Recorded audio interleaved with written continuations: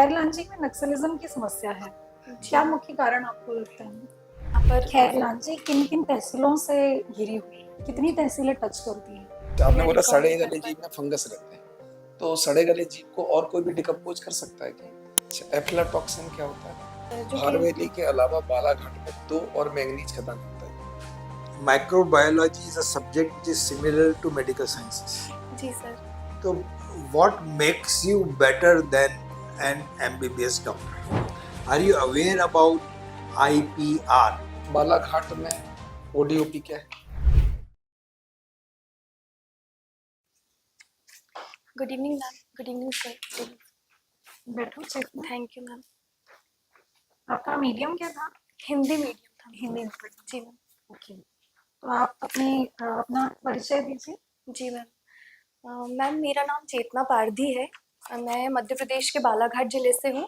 मैंने मेरी स्कूलिंग मेरे गृह जिले से संपन्न की है। इसके पश्चात मेरा स्नातक मैंने शासकीय होलकर विज्ञान महाविद्यालय से माइक्रोबायोलॉजी विषय से संपन्न किया है। और सर मेरी अभिरुचि भजन गायन में। मिसेस भारती पारधी के बारे में कुछ बता सकते हैं? जी मैम। अभी हाल ही में 18वीं लोकसभा के चुनाव हुए हैं, जिसमें बालाघाट मतलब निर्वाचन क्षेत्र जो है वहाँ से वो सांसद मतलब नियुक्त की गई हैं, चुनी गई हैं। बालाघाट जो है वो हमेशा से ही इस बात के लिए जाना जाता है कि वहाँ महिलाओं को जो है अच्छी शिक्षा दी जाने के लिए काफी मैम। अवेयरनेस है। जी मैम। है ना? अभी क्या स्थिति है उसकी? अभी भी अच्छी स्थिति है मैम, क्योंकि 2011 का जो सेंसस आया था उसके अकॉर्डिंग मतलब हमारा जो साक्षरता दर है बालाघाट की, वो मध्य प्रदेश में चौथे नंबर पर है, 78.29%। तो और लिंगानुपात भी सर्वाधिक है मैम, मतलब पूरे मध्य प्रदेश में। Are you sure? अभी जो yes. National family health survey की रिपोर्ट है उसमें किस नंबर पे है बालाघाट? सॉरी मैम, मैं अभी उसमें रिकॉल पीछे हो गया। उसमें थोड़ा पीछे हो गया है। क्या कारण आपको लगते हैं कि पीछे हो गया बालाघाट? कहीं न कहीं मुझे ऐसा लगता है मैम कि दूसरे जो ज़िले हैं वो भी मतलब प्रयास कर रहे हैं, ज़्यादा प्रयास कर रहे हैं। और वैसे प्रयास तो हो ही रहा है मैम, अपने स्तर पे कोशिश हो रही है, लेकिन अन्य ज़िले भी आगे बढ़ रहे हैं। हम्म। बालाघाट में महिलाओं को हमेशा आगे बढ़ने का मौका मिला। अभी हमारी लोकसभा से भी महिला जी को मैम। चुना गया पुरुषों की तुलना में। तो क्या ऐसा कारण आपको लगता है कि बालाघाट की जो लड़कियां हैं, महिलाएं जी हैं, मैम। उनमें वो क्वालिटीज हैं? यस मैम, मुझे लगता है पहले तो मुझे ये लगता है मैम कि जो भी हम ग्रामीण पृष्ठभूमि में भी अगर देखें, तो महिलाओं, बच्चियों को पढ़ने के लिए प्रोत्साहित किया जाता है। मतलब अगर वो किसान परिवार से भी आती हैं तो भी उन्हें एक कॉलेज स्तर की पढ़ाई करवाई ही जाती है। और सर निर्णय लेने की प्रक्रिया में भी, निर्णय प्रक्रिया में भी महिलाओं की भागीदारी देखी जाती है मैम।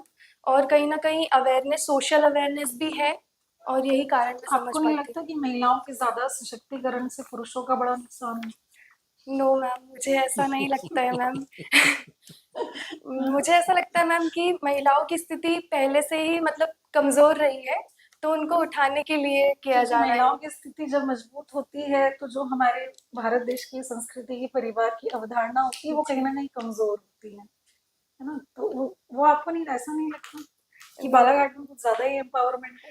नो मैम, ये तो नहीं लगता है मुझे मैम, क्योंकि मुझे लगता है कि महिलाएँ घर मतलब घर के स्तर पे महिलाएँ अगर शिक्षित होती हैं, जागरूक होती हैं, तो वो एक नहीं बल्कि 2 परिवारों को सँभालती हैं, 2 परिवारों का कल्याण में उनकी भूमिका रहती है। तो मैम मुझे नहीं लगता कि ये इसको सही कहा जाना कुछ चाहिए।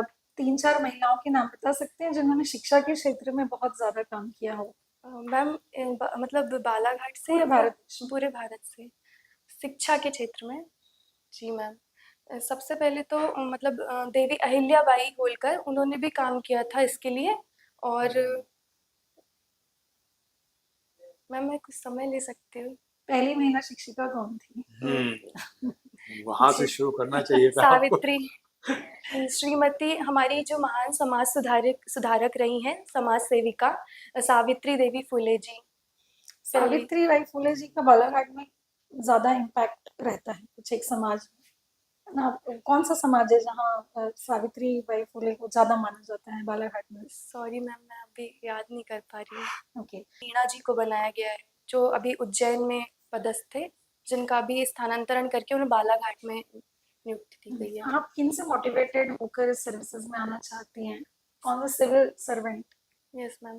मैम मैं जब ग्रेजुएशन में फर्स्ट ईयर में जब मैं आई थी यहाँ पर, तो एक मेरी रूममेट थी, एक दीदी, तो फिर उनसे ही मैं मोटिवेट हुई थी मैम। उन्होंने ही मुझे इसके बारे में बताया था, और फिर कहीं न कहीं मैंने सिलेबस जब देखा, एनालिसिस किया, तो मुझे भी इसकी ओर रुझान मेरा बढ़ा, और मुझे लगा कि मैं इस क्षेत्र आपके में अच्छा। फेवरेट सिविल सर्वेंट कौन है, आइडियल मेरे एडमिनिस्ट्रेटिव ऑफिसर? मेरे तो मैम वो सोनल करके एक हैं आईएएस ऑफिसर। सोनल, पूरा नाम? अब ये मैं याद नहीं कर पा रही हूँ मैम। कहाँ पर अभी उनकी पोस्टिंग है? उत्तराखंड, मतलब वो तो नहीं जिन्होंने नेशन कॉलिंग करके बुक लिखी है, Sonal Agarwal. No no sir, पूरा वो नाम? नहीं। माइक्रोबायोलॉजी आपने पढ़ी है ना? जी इसमें आप बता सकते हैं वायरस, बैक्टीरिया, प्रोटोजोआ, फंजाई, इनमें क्या डिफरेंस है? Yes ma'am. जो बैक्टीरिया होते हैं मैम, ये प्रोकैरियोटिक सेल होती है। इसमें ये जो होते हैं एक कोशिकीय होते हैं। इसमें फ्लैजिला के माध्यम से आवागमन होता है, पूरी तरह से कोशिकांग डेवलप नहीं होते हैं। इसमें 2 प्रकार से डिवीज़न किया जाता है इनका। एक तो Gram positive bacteria, Gram negative bacteria, और आकार के आधार पे 4 प्रकार से होते हैं: कोकस, गोलाकार, सर्पिलाकार, नहीं नहीं, शणाकार। मुझे बेसिक डिफरेंस इन और चारों पांचों में वायरस बताइए। वायरस जो होता है मैम, ये सजीव और निर्जीव के बीच की कड़ी कहा जाता है इनको।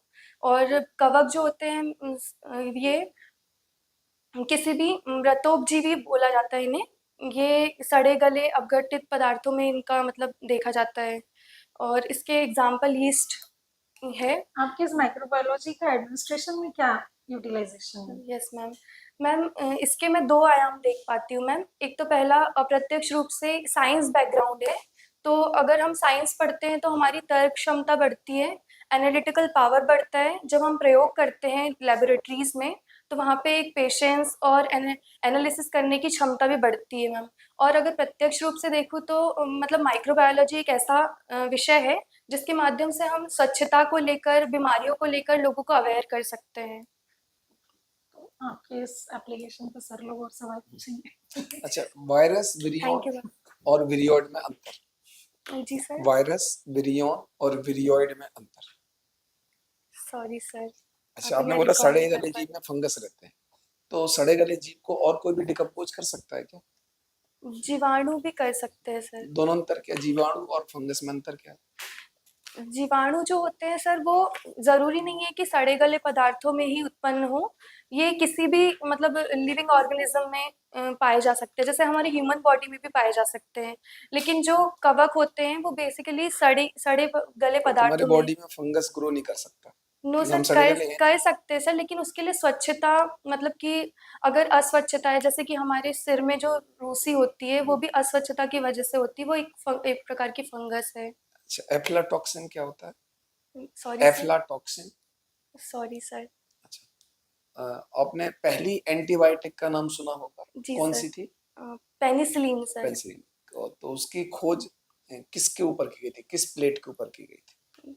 सर इसकी खोज सर सन 1929 में अलेक्जेंडर फ्लेमिंग जी महोदय जी के द्वारा की गई थी, जो इसकी मतलब पेनिसिलियम नोटेटम नामक कवक से इसका निर्माण किया गया था। उसको किस पर ग्रो कर रहे थे? उस पेनिसिलियम नोटेटम किस ट्रे पे गिर गया था? सॉरी सर, इसकी अगर जानकारी। अगर सुना होगा अगर अगर, यस है ना? सर। इसके बाद, अच्छा, आप बालाघाट से है ना? जी सर। तो बालाघाट में धारवाड़ चट्टानें मिलती है ना? जी सर। उसमें कोई खदान वगैरह फेमस है धारवाड़ पे, कौन जी सी? सर। सर बालाघाट में 2 खनिज मुख्य रूप से पाए जाते हैं, मैग्नीज और तांबा। हम्म, तो मैग्नीज के लिए भरवेली की खदान फेमस है, जो कि एशिया की सबसे बड़ी खुली खदान कहा जाता है इसको। और बालाघाट के बैहर तहसील के मलाज खंड में अ, तांबे की खदान है सर, जो कि भारवेली के अलावा बालाघाट में 2 और मैंगनीज खदानें बताई। सर उकुआ में एक खदान है, और शीतला पानी करके एक जगह है जहाँ पर तिरोड़ी नाम सुना है? तिरोड़ी। जी सर। अच्छा, धारवाड़ में जो मैंगनीज चट्टान मिलती है, उस धारवाड़ चट्टान का नाम क्या है बालाघाट में? सर चिल्पी घाटी। चिल्पी। बालाघाट में चिल्पी, सिकोली। हाँ, चिल्पी, हाँ, बालाघाट में चिल्पी हो सकता है, ठीक है। अच्छा बताइए, माइक्रोबायोलॉजी अगर कोई स्टूडेंट प्रशासन में जाता है, जी सर। ठीक है, तो वो दूसरों से बहुत बेहतर क्यों हो? सर ये सब्जेक्ट को लेकर बताना है या मतलब फिर ऐसा क्या अप्रोच आपको माइक्रोबायोलॉजी ने दिया होगा जो दूसरों से बिल्कुल अलग बना सकता है? सर मुझे लगता है कि एक सक्षम प्राधिकारी में जो गुण होने चाहिए वो जो मुझे मेरे ग्रेजुएशन से मिले हैं। हालांकि सर ग्रेजुएशन तो मैंने सेकेंड ईयर में ही डिसाइड नहीं कर नहीं, लिया क्या था। ऐसा माइक्रोबायोलॉजी स्टूडेंट के पास हो सकता है दृष्टिकोण जो दूसरों के पास नहीं हो सकता?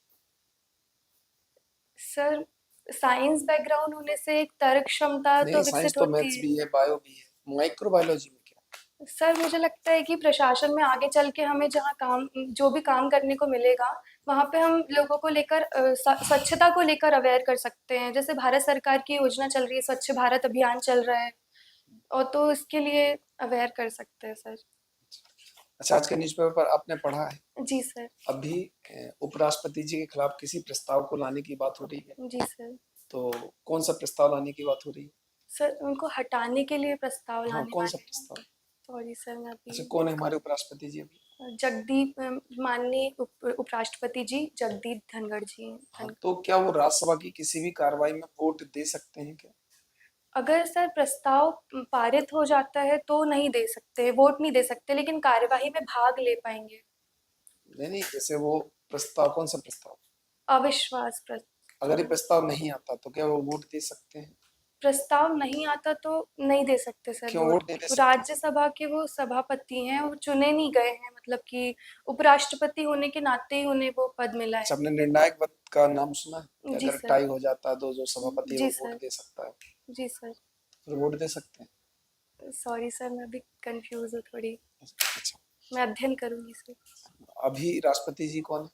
अभी राष्ट्रपति हमारी माननीय महामहिम श्रीमती द्रौपदी मुर्मू जी हैं। हाँ, तो राष्ट्रपति को हटाने के लिए, उपराष्ट्रपति को हटाने के लिए किस तरह की वोटिंग चाहिए होती है? जी सर। सर्वप्रथम सर अगर राष्ट्रपति को हटाने के लिए महाभियोग प्रस्ताव आता है, इसका वर्णन संविधान के अनुच्छेद 61 के तहत किया गया है, जिसमें लोकसभा और राज्यसभा के सदस्यों के द्वारा 61 में महाभियोग का वर्णन किया गया कि महाभियोग की प्रक्रिया का वर्णन किया गया? महाभियोग की प्रक्रिया का वर्णन तो किया महाभियोग का वर्णन किस आर्टिकल में किया गया? गया। महाभियोग का वर्णन किसी भी आर्टिकल में नहीं है सर, आर्टिकल प्रक्रिया ही 56। 56 में। सॉरी सर अभी। अच्छा, वोटिंग कितनी चाहिए राष्ट्रपति को हटाने के लिए, उपराष्ट्रपति को हटाने के लिए? सर अगर राष्ट्रपति को हटाना है तो लोकसभा और विधानसभा लोकसभा के और राज्यसभा के दोनों ही सदनों के मतलब विशेष बहुमत से हटाया जाएगा। विशेष बहुमत अर्थ दोनों क्या? सदनों के। विशेष बहुमत का अर्थ क्या है? सर जो भी मतलब उपस्थित तथा मतदान करने वाले राष्ट्रपति के लिए? राष्ट्रपति के लिए विशेष बहुमत से दोनों उसमें सदनों लिखा के। हुआ है सर, उपस्थित और मत देने वाले? नो सर, विशेष बहुमत बस लिखा है सर, 2/3 बहुमत से। किसके 2/3 से? दोनों सदन के सर, तो प्रत्येक सदन, किसका लोकसभा और 2/3? राज्यसभा। उपस्थित का कि मत देने वाले का? सर उपस्थित तथा मतदान करने वाले का ही अच्छा, आधे से फिर अधिक से और 61 2/3 होना 61 जाके फिर पढ़ना है ना, ना तो जी उपस्थित है ना वो कुछ भी नहीं। जी सर, सॉरी सर। सर अच्छा सर,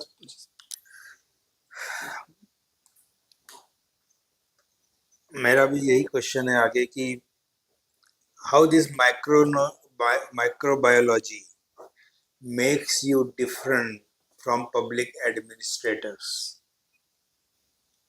भाई कुछ बच्चे ऐसे होंगे जो पब्लिक एडमिनिस्ट्रेशन पढ़ के आएंगे, पॉलिटिकल साइंस पढ़ के आएंगे, जी सर। तो they know how to make laws, they know Vidhan Sabha का मतलब क्या होता है, विधानसभा की कार्रवाई कैसे चलती है, जी सर। लोकसभा, क्योंकि उन्होंने पढ़ाई है अपने सिलेबस में, और आपने तो वो चीज पढ़ी नहीं कभी। सर परीक्षा की तैयारी के दौरान मैंने पढ़े हैं सर ये सारे सब्जेक्ट। तो क्या आप उनसे कॉम्पीट कर पाएंगे परीक्षा के दौरान? जी सर, मुझे लगता है कि जैसे एक माइक्रोबायोलॉजी तो एक सब्जेक्ट था ग्रेजुएशन के लिए, जिसके तहत मैंने बहुत सारी चीज़ें सीखी हैं। लेकिन सर मैंने जब परीक्षा की तैयारी के दौरान संविधान भी पढ़ा है, मैंने समाज भी पढ़ा है, इतिहास पढ़ा है, पॉलिटी, सभी विषयों का समान रूप से अध्ययन किया है सर। और मुझे लगता है सर प्रशासन में सिर्फ एक सब्जेक्ट का रोल नहीं होता है, सारे ही सब्जेक्ट की भूमिका होती है। तो सर मुझे लगता है कि मैं बेहतर तरीके से निर्वहन कर पाऊंगी अपनी जिम्मेदारियों का। ठीक है, एक और बात, microbiology is a subject which is similar to medical sciences, जी सर। तो what makes you better than an MBBS doctor? Sorry sir, मैं ठीक से समझ मेरी नहीं बात पाई। सुनिए, माइक्रोबायोलॉजिस्ट जो होते हैं, जी कई सर। बार ये होता है, आई हैव सीन कि डॉक्टर को भी कोई बात करना है तो जी सर। माइक्रोबायोलॉजिस्ट को स्पेशली कॉल करता है, यार इसको देखो यार, ये रिपोर्ट, जैसे जैसे वो culture report, blood culture report doctor तो एनालाइज ही नहीं कर सकता, उसके लिए माइक्रोबायोलॉजिस्ट चाहिए। तो जी what sir. Makes this microbiologist better than these doctors? ऐसा क्या है भाई? जी सर। सर, अगर हमें किसी भी रोग की पहचान करनी है, तो हाँ, उससे सबसे पहले उस मतलब जीवाणु का या वायरस का, जिस भी चीज़ से वो फैल रहा है, उसका पता लगाना ज़रूरी होता है। और जब तक हमें पता नहीं चलेगा, हम ठीक प्रकार से उपचार भी नहीं कर पाएँगे। तो कहीं न कहीं माइक्रोबायोलॉजिस्ट की भूमिका ज़्यादा होती है कि रोग का पता लगाएँ, ताकि डॉक्टर भी मतलब कि उससे संबंधित जो उपचार हैं, वो प्रेफ़र कर पाएँ। ओके, तो are you aware about IPR? सुना है आपने आईपीआर क्या होता है? सॉरी सर, अभी मैं समझ नहीं पा नहीं, रही। नहीं पढ़ा कभी? रिकॉर्ड। पेटेंट सुना है आपने, पेटेंट के जी बारे में? सर, पढ़ा है सर। तो क्या होता है पेटेंट, क्या होता है? क्योंकि जी sir. Microbiologist are more concern with patents. जी सर। क्या सर, होता है पेटेंट्स वगैरह, ये क्या इन चीजें हैं ये सब चीजें? जी सर। सर, ये इंटेलेक्चुअल प्रॉपर्टी राइट है, बौद्धिक हाँ, संपदा अधिकार, जिसमें पेटेंट जो होता है वो किसी भी मूलभूत या नैतिक मतलब रचना के लिए प्रदान किया जाता है, या ये कोई भी मेडिसिन के लिए भी हो सकता है सर। तो माइक्रोबायोलॉजी में इसका महत्व इसलिए देखा जाता है कि जब भी हम कोई मेडिसिन बनाते हैं, तो उसका जो फ़ॉर्मूला होता है, उसके लिए पेटेंट दिया जाता है सर। तो भारत में भी जेनेरिक मेडिसिन के लिए ये दिया गया है। तो मुझे what is the difference between this? क्योंकि आईपीआर की जब बात आती है तो कॉपीराइट की बात आ जाती है, ट्रेडमार्क की बात आ जाती है, जी तो ये सर। सब चीजें एक जैसी है या आईपीआर इज डिफरेंट देन जी। कॉपीराइट? या मैंने कॉपी कर लिया आपका फॉर्मूला, क्या फर्क पड़ता है उससे? नो सर, इसके लिए मतलब जो आईपीआर है वो 7 चीज़ों के लिए प्रदान किया जाता है। कॉपीराइट जो है वो संगीत, लेखन, इन कलाओं के लिए दिया जाता है, और जो पेटेंट होता है वो हमारी मौलिक रचनाओं के लिए, जो हम मतलब कि इन्वेंट करते हैं, उनके लिए सिद्धांत जो हम इन्वेंट करते हैं। जैसे अगर कोई मेडिसिन है, उसको बनाने के लिए जो फ़ॉर्मूला डेवलप किया गया है, उसके लिए पेटेंट दिया जाएगा sir. Good, okay sir, please. Shekhna ji, जी सर। मैं आपसे एक ही सवाल जी सर। मैं लिखूँ हाइपोथेटिकल। जी मान लो आपने जो अपनी ग्रेजुएशन की है, आपने बीएससी माइक्रोबायोलॉजी में जी आपने सर। एलएलबी की, जी सर। मान के चलो जी hypothetical। सर। अब दो पोस्ट आपके सामने, एक सिविल जज, दूसरा है, आप इन दोनों में से किसे चुनेंगे, किसको चुनेंगे? इसका जवाब। जी सर, मैं एसडीएम की पोस्ट चुनूँगी सर। सर, मुझे लगता है कि एसडीएम की ऐसी की पोस्ट जो है, उसके तहत कार्यों की विविधता ज़्यादा है। जो सरकार के द्वारा बनाई जाने वाली योजनाएँ हैं, उनको हम अंतिम व्यक्ति तक पहुँचा सकते हैं। और अगर सिविल जज की अगर मैं पोस्ट, दोनों ही पोस्ट अच्छी हैं सर, दोनों में ही जनता का कल्याण हो रहा है। कहीं न कहीं सिविल जज की जो पोस्ट है, वहाँ पे भी हम जनता को न्याय प्रदान करके भी समाज के विकास में भागीदारी निभा रहे हैं। लेकिन सर, जो एसडीएम की पोस्ट है, वो एक विविधतापूर्ण है, जिसके तहत मैं सिर्फ न्याय पहुंचाने के अलावा भी गरीबों, महिलाओं, बच्चों और मतलब अन्य तरीके से भी मतलब अपना विशेष योगदान दे तो सकती क्या हूँ वो सर। भी न्याय होगा, सर, सेम मेरा जवाब। सामाजिक दो, न्याय? दोनों ही मतलब दोनों ही बेस्ट है सर, लेकिन मतलब एसडीएम नहीं, ज़्यादा। जो एसडीएम जो जनता की समाज की सेवा कर रहा है, क्या वो जी। भी न्याय है? जी सर, न्याय है सर। तो फिर दोनों ही न्याय हो गए। सर, लेकिन जो सिविल जज की जो जॉब है, का जो पद है, उसमें हम सिर्फ केवल एक ही और हमारी भूमिका रहेगी कि केवल हम जज न्यायिक प्रक्रिया में अपनी भागीदारी निभा सकते हैं। लेकिन सर, जो एसडीएम का पद है, उसमें हम विविध तरीकों से लोगों की मदद कर सकते हैं। बस लास्ट, बालाघाट में ओडीओपी क्या है, सर, चिन्नौर चावल है कब बालाघाट। मिला इससे? सर, 2021 में प्रदान किया गया है। ठीक हो गया।